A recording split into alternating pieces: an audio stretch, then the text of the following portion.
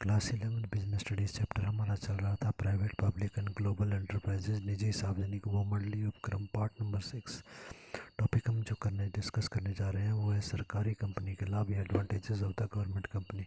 सरकारी कंपनी के क्या लाभ हो सकते हैं। पहला दिया गया अफसरशाही नियंत्रण से मुक्ति, फ्री फ्रॉम ब्यूरोक्रेसी। क्योंकि यहाँ पर ये कंपनी अधिनियम के अधीन जो ये संस्था जो गवर्नमेंट कंपनी जो है कंपनीज एक्ट के अनुसार बनाई जाती है, इसलिए प्रबंध जो है सरकारी अधिकारियों के स्थान पर यहाँ पर जो प्रबंधक होते हैं वो व्यावसायिक और तकनीकी अधिकारी होते हैं, जिनको बिजनेस और टेक्निकल नॉलेज बहुत अच्छे तरीके से होती है। इसलिए अफसरशाही का जो बोझ होता है उसके स्थान पर संस्था जो है सही रास्ते पर चलती है। फालतू में सरकारी अधिकारियों का निर्देशन या उनके दिशा निर्देश अनुसार कार्य करने की हमें आवश्यकता नहीं होती। हम बिज़नेस को जो सही है उस तरीके से चलाते हैं।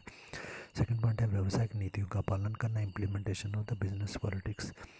यहाँ पर जो होता है बिजनेस के जो नियम होते हैं उनका पालन किया जाता है। राजनीतिक विचारों को कम मान्यता दी जाती है। जो पॉलिटिकल लीडर्स होते हैं उनके विचारों के अनुसार नहीं चलाते। जो व्यवसाय के लिए सही है उसके अनुसार ही हम कार्य करते हैं जो संस्था के लिए लाभदायक है। थर्ड पॉइंट है पर्याप्त स्वतंत्रता एवं लोच, फ्रीडम एंड इलास्टिसिटी। कंपनी अधिनियम कंपनीज एक्ट के अनुसार रजिस्टर्ड हो जाने के कारण, पंजीकृत हो जाने के कारण इसका जो प्रशासन है वो वित्त में पर्याप्त स्वतंत्रता लोच होती है। प्रशासन मतलब एडमिनिस्ट्रेशन, कंपनी को चलाने का तरीका, और वित्त मतलब पैसा, इसमें हमारे को काफ़ी स्वतंत्रता होती है, काफ़ी लोचशीलता हमारे को मिलती है। इसलिए प्रत्येक काम के लिए हमारे को उस मंत्री की तरफ देखने की आवश्यकता नहीं होती। हम सीधा जो सही लगता है उसके अनुसार कार्य करते हैं। चौथा पॉइंट है उत्तरदायी प्रबंध या रिस्पॉन्सिबल मैनेजमेंट। जब हमारे को स्वतंत्रता यहाँ पर दी जाती है तो उत्तरदायित्व, रिस्पॉन्सिबिलिटी, जिम्मेवारी भी हमारी बन जाती है कि हम संस्था को बहुत अधिक अच्छे तरीके से चलाएं। ये हमारी जिम्मेवारी भी बनती है। यहाँ पर जो जिम्मेवारी के साथ मैनेजर कार्य करते हैं। अगला पॉइंट हमारे को दिया गया तुलनात्मक अध्ययन की सुविधा, कंपैरेटिव स्टडी इजी। यहाँ पर जो हमारी कुशलता है उसका मूल्यांकन निजी कंपनी से तुलना करके किया जाता है कि हम अपनी कंपनी को कितनी कुशलता मतलब अच्छे तरीके से चला रहे हैं कि नहीं चला रहे। इसका हम कैसे पता लगाते हैं, बाकी जो प्राइवेट कंपनीज होती हैं उसके साथ हम तुलना करते हैं। ये बाकी प्राइवेट कंपनीज इतना लाभ कमा रही हैं तो आप भी इतना ही लाभ कमा करके हमें दीजिए।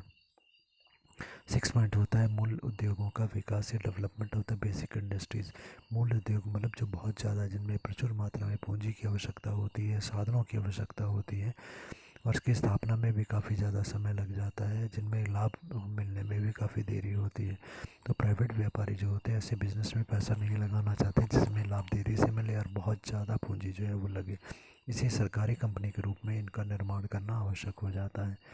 अगला पॉइंट हमारे को दिया गया 7 पॉइंट है अधिक कुशलता या मोर एफिशिएंसी। यहाँ पर जो निर्णय है वो सामूहिक निर्णय लिए जाते हैं, मिलकर के निर्णय हम लोग लेते हैं। एक अकेला मंत्री निर्णय नहीं लेता, जब काफ़ी व्यक्ति मिलकर के निर्णय लेते हैं और वह सभी अपने अपने सब्जेक्ट में एक्सपर्ट होते हैं तो इससे प्रबंध की कुशलता जो है वो बढ़ जाती है, मैनेजमेंट की कुशलता बढ़ती है, बहुत अच्छे तरीके से कंपनी को चलाया जाता है। अन्य सार्वजनिक उपक्रमों की तुलना में इसमें प्रबंधक या मैनेजर्स, कर्मचारी अधिक उत्साह के साथ, लगन के साथ कार्य करते हैं, जिससे कि लाभदायकता कंपनी की जो है वो बढ़ जाती है, सुधर जाती है। अगला टॉपिक है सरकारी कंपनी की हानि है, disadvantages of the government company. पहला पॉइंट इसमें दिया गया ये संगठन राजकीय उपक्रमों के संवैधानिक दायित्व से बच जाता है जो संवैधानिक दृष्टि से अनुचित है। This organisation protects itself from the parliamentary liabilities which is not fair from the parliamentary point of view. क्योंकि यहाँ पर ये जो है संविधान के प्रति हम उत्तरदायी नहीं होते हैं, रिस्पॉन्सिबल नहीं होते हैं, इसलिए हम काफ़ी सारी ऐसे गलत कार्य भी कर जाते हैं क्योंकि हमारे ऊपर कोई खास जिम्मेवारी नहीं होती, पार्लियामेंट में हमने जवाब नहीं देना होता। सेकंड पॉइंट है यद्यपि संचालक मंडल में विशेषज्ञों की नियुक्ति की जाती है, फिर भी अधिकांश संचालक केवल सरकारी नीतियों का ही पालन करते हैं। Although the directors of these organizations are expert in their fields but the maximum of them follow government policies।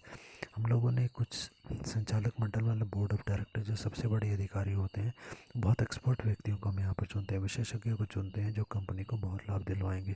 मतलब फिर भी ऐसे जो अधिकांश डायरेक्टर, अधिकतर जो डायरेक्टर होते हैं वो सरकार की नीतियों का ही पालन करना चाहते हैं, सरकारी अधिकारियों की बात ही मानते हैं, उसके अनुसार ही कंपनी को चलाते हैं। वो चाहते हैं कि उनकी नौकरी सुरक्षित रहे, जिसे जैसा अधिकारी कहते हैं वैसा वो करते चलते हैं, जिसे हम उनकी जो विशेषज्ञ होते हैं, मैनेजमेंट में जो व्यक्ति होते हैं, उनके ज्ञान का ज़्यादा लाभ नहीं उठा पाते।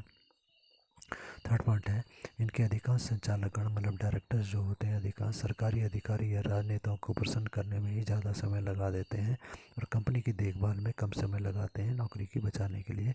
तो maximum director of this organisation devote maximum of their time in flattering the government officers and the political leaders and devote very less time for the companies betterment. Company के लाभ के लिए बहुत कम देते हैं, बस राजनेताओं को प्रसन्न करने में ही वो लोग ज़्यादा ध्यान लगाते हैं। फोर्थ पॉइंट है, इनकी स्वायत्ता व प्रत्यक्ष स्थिति केवल नाम मात्र की होती है। वास्तविकता यह है कि अंशधारी होने के कारण अधिकांश नियंत्रण सरकार के हाथों में होता है।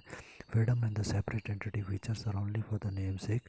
Reality is that because the company maximum shares are owned by the government, so the control is of the government only.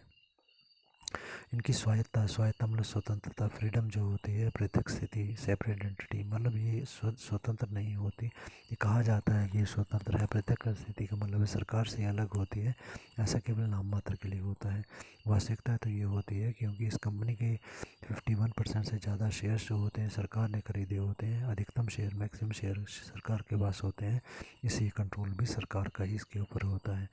पाँचवा पॉइंट है, इसके संचालक प्राय वेतनभोगी कर्मचारी होते हैं। संचालक मतलब डायरेक्टर वेतनभोगी कर्मचारी का मतलब उनको तनख्वाह मिलती है, इसलिए वो संस्था के प्रबंध और उन्नति में ज़्यादा ध्यान नहीं देते। उनको मालूम है कि हम जैसा भी काम करें, चाहे संस्था को लाभ हो या हानि, हमें तनख्वाह तो मिल ही जाएगी। The directors are salary paid employees, so they don't take much interest in the management and organisation development. 6 point हमारे को दिया गया,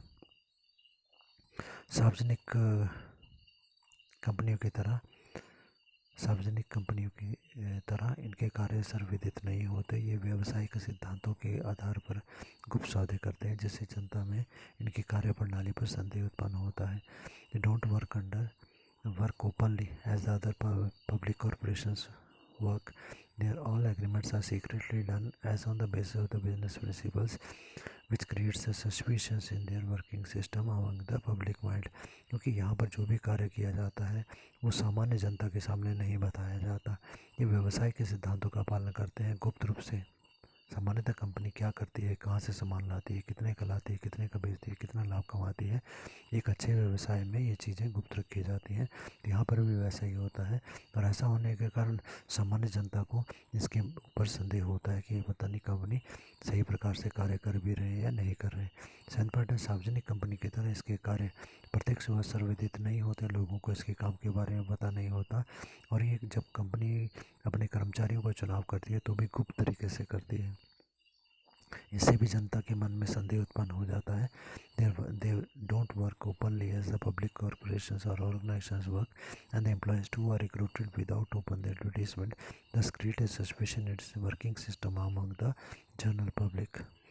आठवां पॉइंट है, भारत में ये संसद के प्रति उत्तरदायी नहीं होते, ना ही इन पर सरकारी नियंत्रण नहीं होता है। कहने के लिए होता है पर सामान्यतः नहीं होता। In India this organisations are not responsible towards the parliament और not government control on them.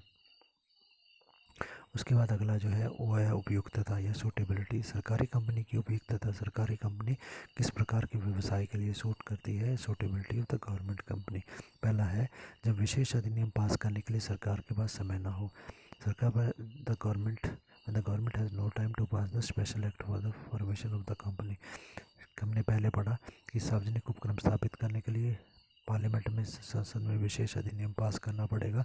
जब हमारे पास ऐसा टाइम नहीं होता सरकार के पास, तो फिर सीधा ही गवर्नमेंट कंपनी हम बना लेते हैं। दूसरा, जब वह उद्योग कोई विशेष महत्व का ना हो, when industry is not of the special importance, जब कोई खास इंपॉर्टेंस का उद्योग नहीं है, सामान्य सा उद्योग है, तो भी हम बोल देते हैं गवर्नमेंट कंपनी की तरह से चला लो। थर्ड है, जब इस उद्योग का आकार वृहत ना हो, the size of industry is not too much large, बहुत बड़ा आकार नहीं है तो भी इसके तरीके से इसे चलाया जा सकता है। और चौथा है, जब सरकार का विचार निजी पूंजी व व्यक्तिगत पहल को आमंत्रित करना हो, when the government wants to invite the public capital and the individual initiative. सरकार ये चाहती है कि हम कंपनी तो स्थापित करें, परंतु उसमें निजी लोग भी पैसा लगाएं और अपने अच्छे तरीके से इसको चलाएं।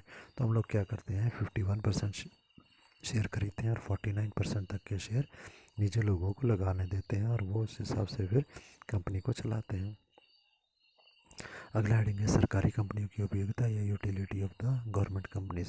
सरकारी कंपनी की उपयोगिता क्या होती है? तो पहला है जहाँ सरकार के साथ साथ निजी भागीदारी की आवश्यकता हो, where the private participation is also required along with the government participation. जहाँ पर कि सरकार ये चाहती है कि सरकार भी पैसा लगाए और निजी भागीदारी भी साथ में हो, निजी लोग भी पैसा लगाएं। सेकंड है जहाँ आर्थिक गतिविधियों को बढ़ावा देना हो, पैसे की गतिविधियाँ ज़्यादा करनी हो, जैसे भारतीय राजकीय व्यापार निगम की स्थापना करना, where the intention of the government is to increase the economic activities, for example the formation of the state trade corporation of India. Third point है जहाँ विभिन्न प्रकार के पक्षकारों का हित खतरे में हो, सरकारी कर्मचारी, विक्रयकर्ता, जनता के लिए स्वदेशी कॉटन मिल्स के अधिकांश अंश खरीदे गए थे with interest of the various parties endangered. For example the government employees, government bought maximum shares of the Swadeshi cotton mills in the favour of the seller in public. एक कंपनी जो थी स्वदेशी कॉटन मिल, ये अगर डूब जाती तो ऐसी स्थिति में क्या होना था कि सरकारी कर्मचारी, विक्रेता, जनता सभी को नुकसान होना था। तो सरकार ने इसके अधिकतम अंश खरीद लिया और इसको डूबने से बचा लिया।